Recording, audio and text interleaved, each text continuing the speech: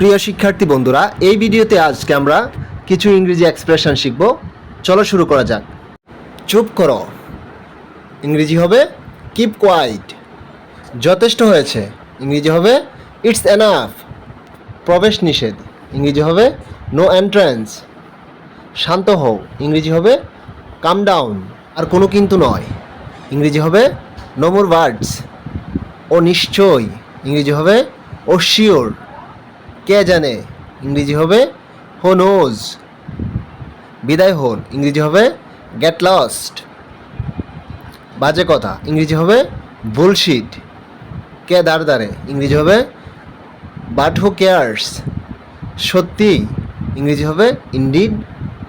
কি বুদ্ধি ইংরেজি হবে হোয়াট অ্যান আইডিয়া।